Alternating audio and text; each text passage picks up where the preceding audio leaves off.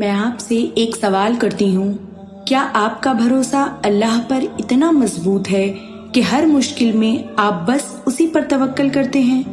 کبھی سوچا ہے جب تکلیف آتی ہے، جب آپ کی امیدیں ٹوٹ جاتی ہیں تو آپ کا پہلا سہارا کیا ہوتا ہے؟ کیا اللہ پر وہ یقین ہے جو ایک سچا ایمان والے کا ہوتا ہے؟ اور اگر نہیں تو کیوں؟ آج ہم سمجھیں گے کہ آخر ہمارا ایمان کمزور کیوں ہے اور اسے مضبوط کیسے بنائیں، کیونکہ جب تک ایمان پکا نہیں ہوگا سکون کہاں سے ملے گی۔ اور میں اس ویڈیو میں آپ لوگوں سے جو سوال کروں گی، امید کرتی ہوں کہ آپ اپنے دل سے جواب دیں گے، خود کو ذرا اور قریب سے دیکھیں گے۔ سوال یہ ہے، کیا آپ کا اللہ پر وہ سچا بھروسہ ہے جو اس کے ایک سچے بندے کا ہونا چاہیے؟ کیا آپ کا توکل، آپ کا ایمان اللہ پر اتنا مضبوط ہے کہ آپ اس کے فیصلوں میں خوشی اور سکون پا سکتے ہیں؟ کیا کبھی آپ نے یہ سوچا ہے کہ جب مشکلیں آتی ہیں، جب ہمارے دل کے ارمان ادھورے رہ جاتے ہیں تو ہمارا سب سے پہلا رجحان کس طرف ہوتا ہے؟ کیا ہم سچ میں اپنے رب پر بھروسہ کرتے ہیں یا پھر اپنے دل کو کسی اور امید کے سہارے چھوڑ دیتے ہیں؟ اللہ کے بندے وہ ہوتے ہیں جو چشموں سے نہیں دیکھتے لیکن اللہ پر بھروسہ کرتے ہیں، جو مشکلوں میں بھی صرف اللہ سے امید رکھتے ہیں۔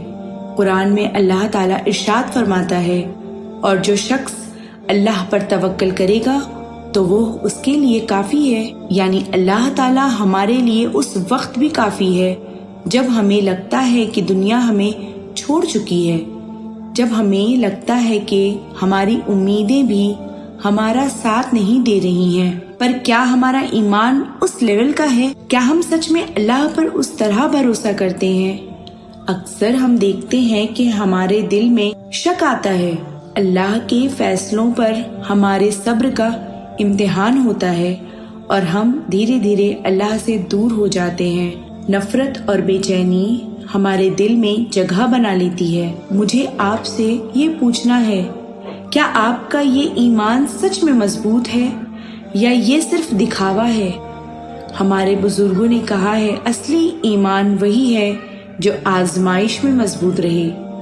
اگر ہم سچ میں اللہ پر توکل کرتے ہیں تو ہمارے دلوں میں کبھی شکایت نہ ہوتی، کبھی بے چینی نہ ہوتی، ہم تو اللہ کی رضا میں راضی رہتے، کیونکہ ہمیں یقین ہوتا کہ جو بھی ہوتا ہے وہ ہمارے بہتری کے لیے ہوتا ہے۔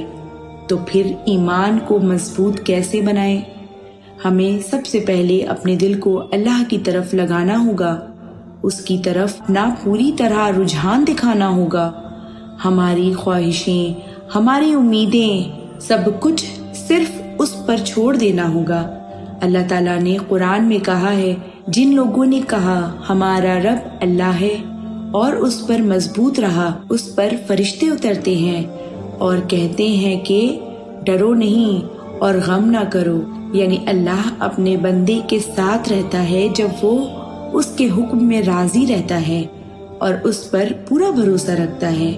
ایمان کو مضبوط کرنے کا ایک اور طریقہ ہے کہ ہم اللہ کے ذکر میں وقت گزاریں، اس کی یاد میں دل کو لگائیں۔ جتنا ہم اللہ کا ذکر کریں گے اتنا ہی ہمارے دل میں سکون اور یقین آ جائے گا۔ حدیث میں آتا ہے کہ جو اللہ کا ذکر کرتا ہے، اللہ اس کا ذکر اپنی محفل میں کرتا ہے۔ سبحان اللہ! آپ سوچئے، جب اللہ خود آپ کا ذکر کرے گا تو کیا آپ کے دل میں سکون اور یقین نہیں آئے گا؟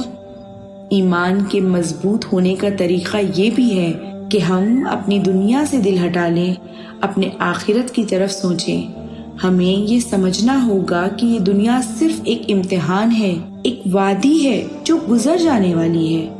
اللہ کے ولیوں کا حال یہ تھا کہ وہ صرف اللہ کے ساتھ جڑے رہتے تھے، ان کا ہر حال میں سکون صرف اللہ میں تھا، اور یہی سکون کا راز ہے کہ ہم اپنے دل کو اللہ کی طرف لگائیں اور اس پر پورا توکل رکھتے ہوئے جائیں۔